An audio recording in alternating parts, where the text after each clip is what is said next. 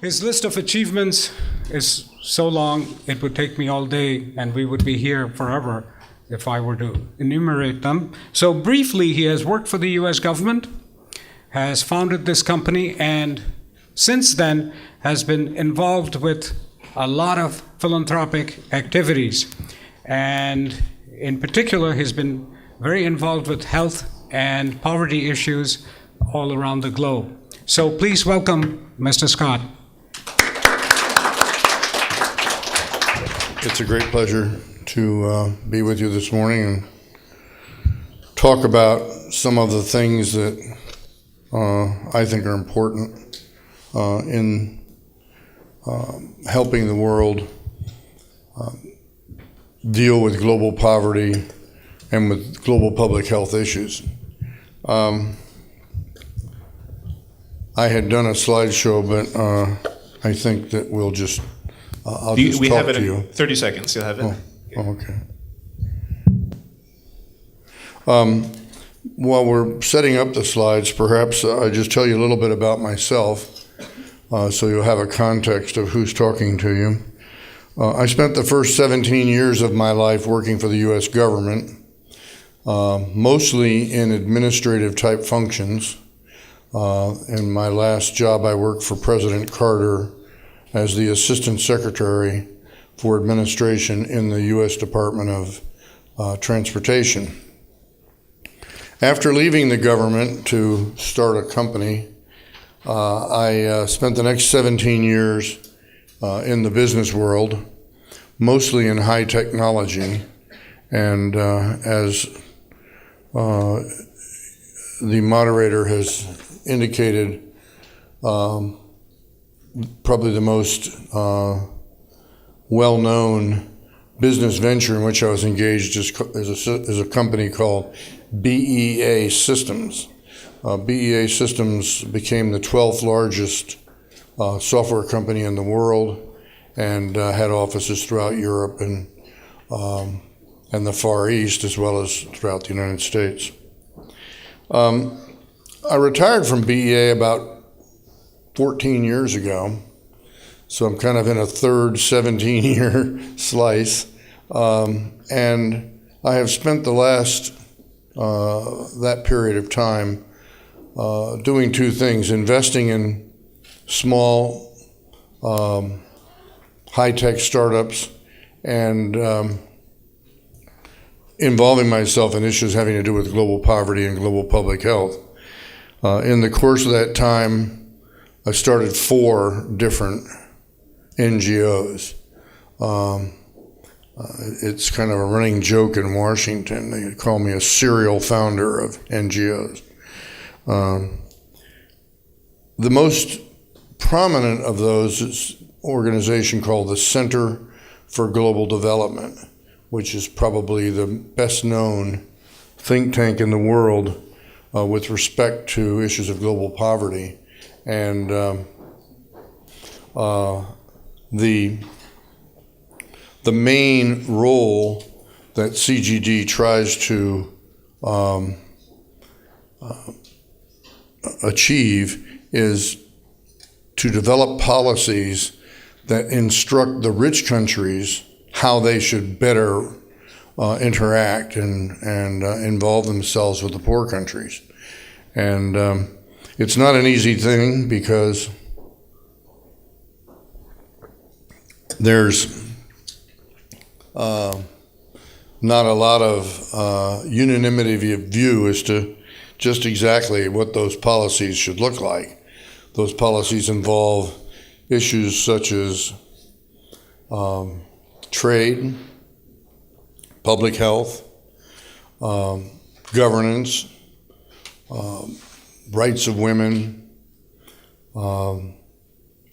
investment, foreign aid, and a wide range of, thank you very much, and a wide range of other issues that have to do with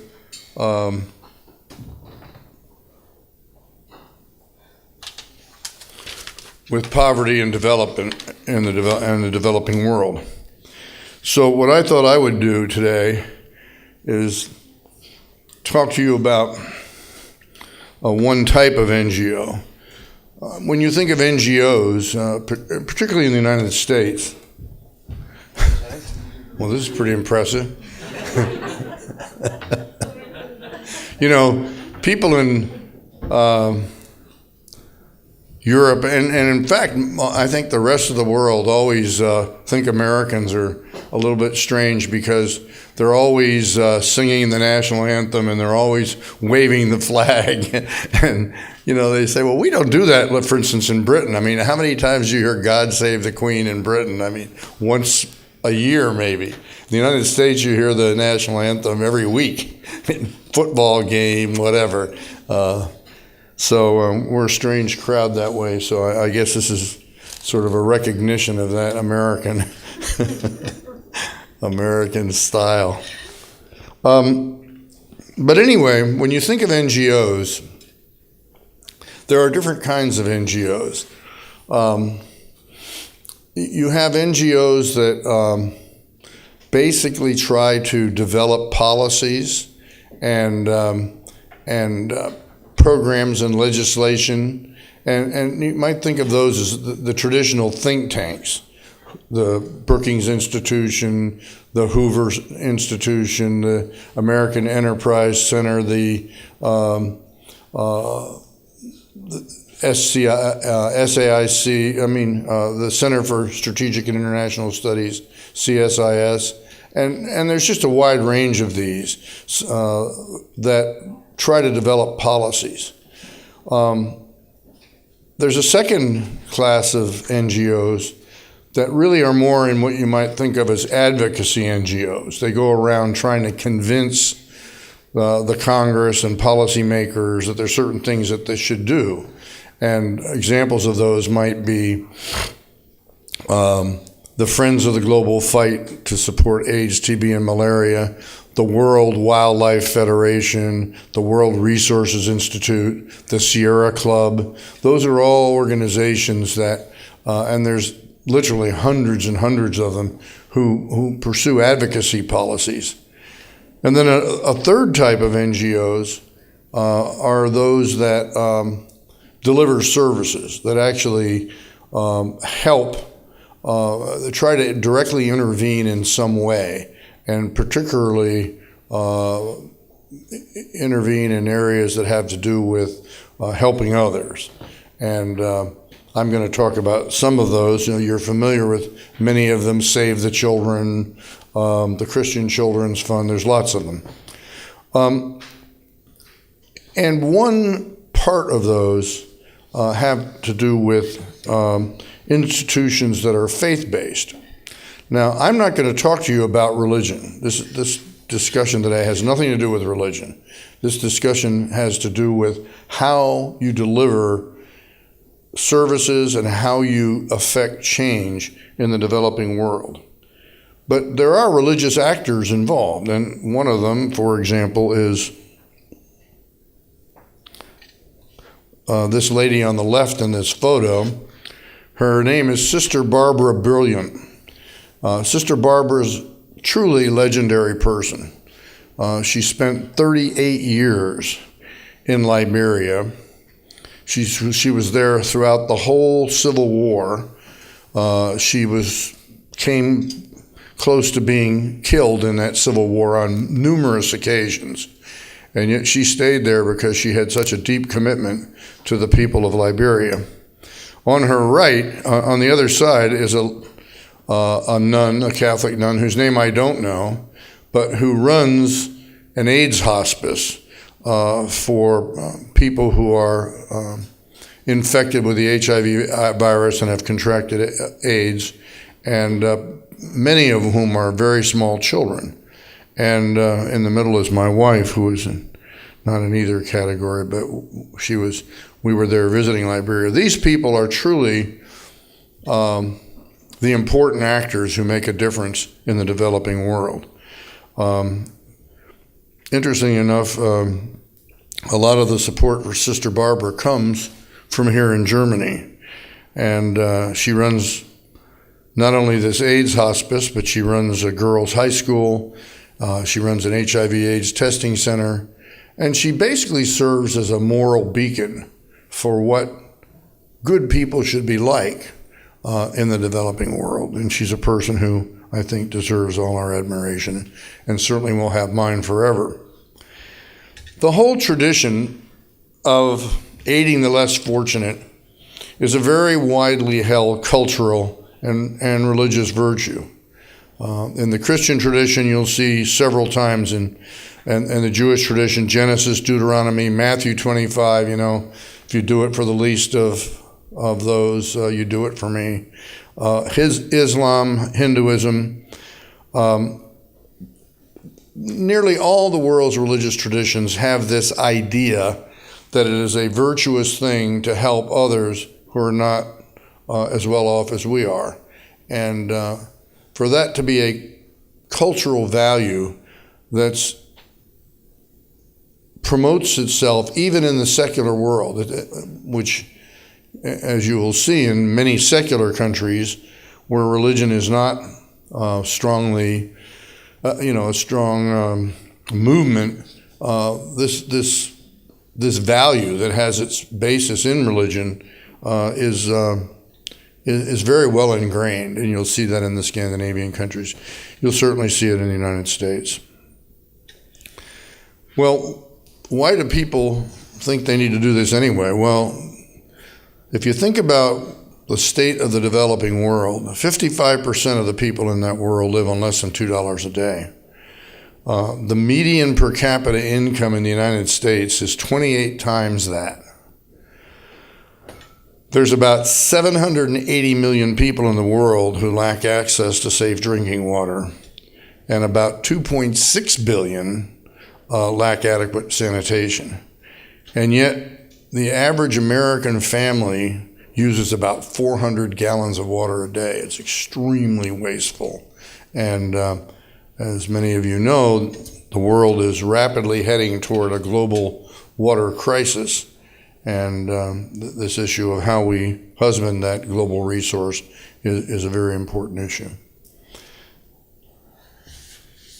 There's also more bad news. Millions of people die from preventable and treatable illnesses every year. About 7 million children never reach their 5th birthday. 1/2 of these early childhood deaths are caused by treatable diseases, pneumonia, diarrhea, and the 3 big killers are HIV, malaria, and tuberculosis, and you can see the numbers. They're very significant. The U.S., because of its richness and because of this strong tradition I've spoken about, is the largest provider of official development assistance in the world. About $30 billion a year is provided by the U.S. government. We Americans might feel good about that, but the fact is it's a much smaller percentage of our GDP than most European countries. Most European countries actually give a larger percentage of their GDP to the developing world in the form of official development assistance. But nevertheless, $30 billion is a fair amount of money. But what's interesting is that private philanthropy and NGOs actually give more in the aggregate in the U.S. than the U.S. government does, $39 billion. And you can see how that breaks itself out. Charitable foundations gave about $4.6 billion, private and voluntary organizations gave $14, religious organizations gave $7.2, and corporations gave about $7.6. But that's a stunning statistic. And that statistic is not matched anywhere in the world, or not even approached. So the importance of NGOs and the importance of voluntary organizations just cannot be overestimated. So I just want to talk to you a little bit about what I think is the unique role the faith community plays in that picture. And why is it important anyway? Well, faith institutions are a constant presence throughout the world, and particularly in the developing world. If you move around Africa, you go into a small village, that village may not have electricity, but the chances are extremely high that it will have a place of worship or two, either a church or a mosque or some other place of worship. It's a very strong global tradition. Faith leaders are influential. When they speak, the people in their communities listen to them, and they take the values on that the faith leaders promote. And interestingly enough, the faith leaders are very effective at getting, they can be used as a vehicle for shaping their values so that they pass those values on to members of the community. I list here a number of things that, if broadly adopted, can make a huge difference in the quality of people's lives. And the one I put first is the education of girls. There's no single thing in the world you could do to help the developing world that is more significant than the education of girls. All the statistics show if you educate girls, particularly if you get them through secondary school, their chance of being battered in a marriage goes down. Their chances of contracting HIV/AIDS goes down. Their opportunity to earn a living beyond the $2 a day poverty line goes up significantly. And all their health indicia improve. So, and peace tends to be much more prevalent in areas where the education of girls is high. Early marriage and violence in marriage are issues where the faith leaders can play a tremendous role. Early marriage is a huge problem in the developing world. And the reason is a physiological one. When girls get married at the age of 11 or 12, their bodies aren't ready to bear children. And when they do bear children at that age, it frequently creates a medical condition, sometimes fistulas, and other times it just causes hemorrhages that cause death. And it's a huge, huge problem. And yet early marriage is a very strong tradition. And so trying to get faith leaders to understand the problems that early marriage creates is a very high payoff thing to do. The use of bed nets. Bed nets are an extremely effective way to combat malaria. Malaria affects over 500 million people a year throughout the world. It doesn't kill them, but it makes them, it kills about 1 million, but it makes them less productive and makes them very sick. I will tell you, in a couple of seconds, I'll tell you a little bit about an experiment in Nigeria where by using the faith community as the conduit for encouraging people to use bed nets, the use of bed nets far exceeded the use of bed nets in the government campaigns where the government people just showed up and said, gather around, we're going to give you a bed net. And the people went off with their bed nets. Well, those bed nets ended up as wedding gowns or curtains in the window. And the curtains in the window wasn't such a bad thing because the malaria, as most of you know, the modern bed nets aren't just nets. They have insecticides embedded in the fabric, and if the mosquito lands on that net, the mosquito dies. So the curtains in the window is not such a bad idea. But nevertheless, in the communities where the faith leaders were involved, it's almost 20 times the usage that it is in those areas where the government just showed up and passed out the nets. Use of condoms, which of course is a huge challenge everywhere in the world, but particularly in the developing world,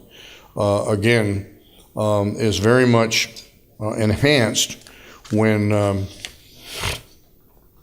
the faith leaders speak in favor of it. And along the same lines, the whole issue of male circumcision. It turns out, by a strange curiosity, that males who are circumcised have a far lower potential to pass on the HIV/AIDS virus as uncircumcised males. And it has to do, I think, with enzymes and stuff like that, which I won't get into and which we don't need to talk about here today. But the fact is that male circumcision is one of the easiest and most effective ways to slow down the spread of the HIV infection. Female genital mutilation, as you know, is a practice that is widely followed in many countries. And again, we've had quite a bit of success in explaining to faith leaders why this is a injurious thing for their daughters. And once they get it, they become zealous promoters of stopping that practice. And finally, the whole issue of sugar daddies. I don't know if you know what that means, but in many countries, young girls are preyed upon by older middle-aged men, buying them, electronics and cell phones and things, and basically buying sexual favors. And as a result, girls in these developing countries who are between the ages of 18 and 25 have an HIV infection rate which is like 4 times boys who are in the same age group, simply because the older men are preying on them. So these are examples. These aren't the only ones, but these are examples of concepts and values where, if the faith leaders are persuaded and educated, the considerable beneficial impact can result in the public health sector. One of the organizations that is, I think, doing extremely good work, and which I had something to do with, it's called the Center for Interfaith Action on Global Poverty.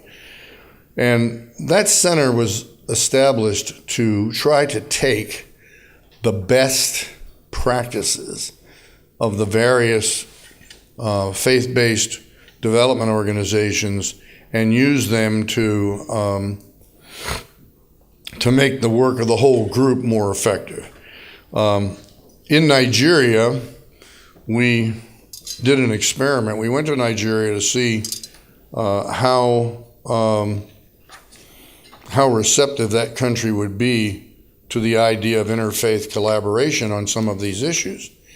And most of you probably know this, but I should just at least say it anyway. Nigeria is the largest country in Africa.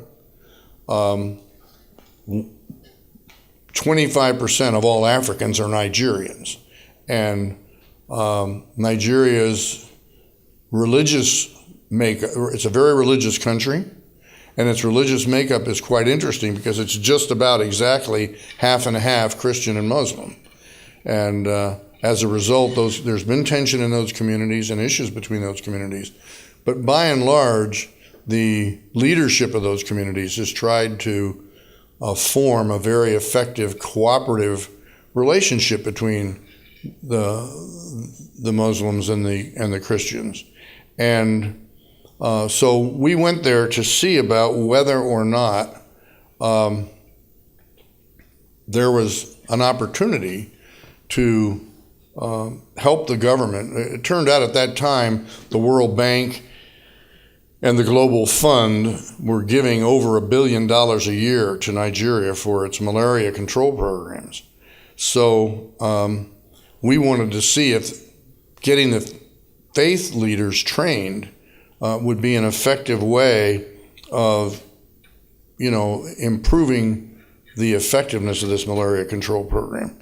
So we approached these two fellows. The one on the right with the colorful outfit is the Sultan of Sokoto. He's the spiritual and the spiritual leader of the Muslims in Nigeria. And the fellow on the left is John Anayakin, the head of the bishop of the Roman Catholic Church. And it's truly inspirational to meet people like this. The Sultan is a former major in the Nigerian army, and he's a very sharp guy who really knows a lot about how to organize and how to get things done. And the bishop is a terrific person who is the kind of person you really want to do business with if you're doing business with the faith community. Bishop Anayakin, we went to see him, and we did not have access to the Sultan. And we knew that you couldn't do anything in Nigeria unless you had both the Muslims and the Christians on board. So we went to Bishop Anayakin and said, we'd like to see the Sultan of Sokoto, but we don't know how to get an introduction. He says, just a minute. He got out his cell phone and he calls the Sultan on his cell phone, private cell phone, and the Sultan picks up on one ring. And he says, these folks would like to help us with the anti-malarial campaign, and they would like to talk to you about putting together an interfaith initiative in Nigeria to do this. And the Sultan invited us in, and we were there within a day. And the result has been the creation of the Nigeria Interfaith Action Association, which has been extraordinarily effective. So this has nothing to do with religion. This has to do with people caring about the people in their country and wanting to collaborate to make things better for people who have the potential to suffer because of either health issues or poverty issues. These are some of the other faith-based organizations with which the Center for Interfaith Action collaborates. Catholic Relief Services is probably the biggest faith-based NGO in the world. They're extremely effective. When the President of the United States announced PEPFAR, and I don't know how many of you know what PEPFAR is, PEPFAR was the program George Bush initiated to devote $15 billion to combating AIDS in the developing world, mostly in Africa, but not entirely in Africa. And they started that by giving a $300 million contract to Catholic Relief Services. Catholic Relief Services turned around and gave contracts to a variety of different faith-based organizations, not Roman Catholic-based, but other faiths.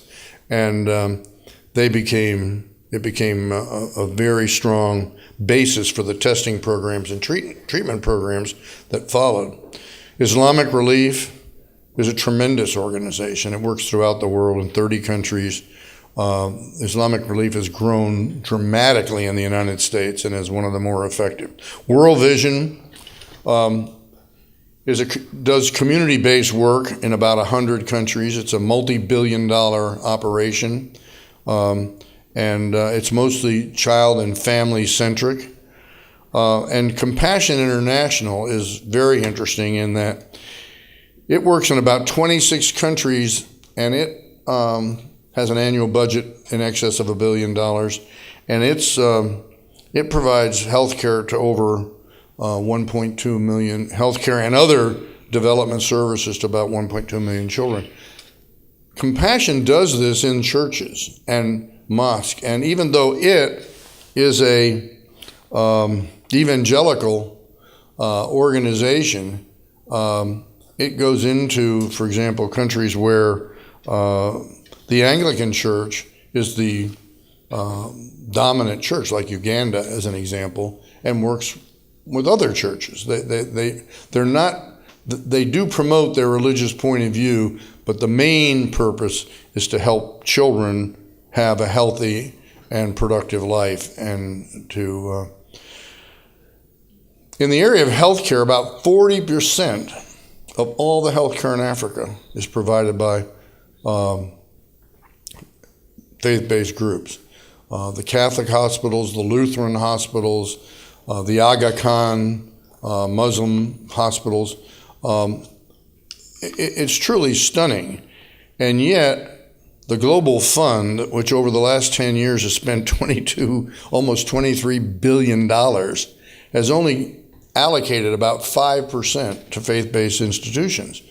The reason for that is that the decisions as to how the Global Fund's money are allocated are made by committees that are dominated by the governments of various countries. And the governments take the view that the faith-based institutions will be able to raise money from their loyal flock, and therefore they don't need the Global Fund money. I think that's a very short-sighted view, but it does show you the uphill battle that the faith-based institutions have to overcome to provide the services they provide. I won't go through these in gory detail, but these are 4 examples, you can read quickly through it, of initiatives where using faith-based leadership, very significant advances have been made in treating malaria, in infant immunization, in family planning, and in trying to get people to be less willing to practice female genital mutilation. Sometimes called female circumcision. It's very impressive what the faith community can do because the inherent support it already has in the community. Knowing I was coming to speak at the Institute for Cultural Diplomacy, I thought I might basically say that development diplomacy and cultural diplomacy basically go hand in hand. U.S. development policy has its roots in the post-World War II era, the Marshall Plan, the Bretton Woods institutions, Kennedy's Alliance for Progress, the formation of USAID, the creation of the IMF and the World Bank. And now private philanthropy is starting to take over that role. And of course, in the realm of private philanthropy, as we've been talking about, or I've been talking about, the role of the faith-based institutions has gotten to be a larger and larger part. So there's good news that's come of all this. Extreme poverty has been decreased by 50% since 1990. It's a little misleading because that reduction is not uniform. China and India account for a good deal of that, but nonetheless, the rest of the world has benefited as well. Over 2 billion people in the last 12 years have gained access to safe drinking water. Far more girls are enrolled in school, and over 1.5 million people now receive treatment for HIV with antiretroviral drugs, and that's as a result of the world getting together and agreeing to bring the cost of those drugs down. TB deaths, which you don't hear a lot about, but which are very virulent, are going down, and global malaria deaths are down 25%. So there's a fair amount of good news as a result of this collaborative effort between the governments, the NGOs, and the faith-based NGOs.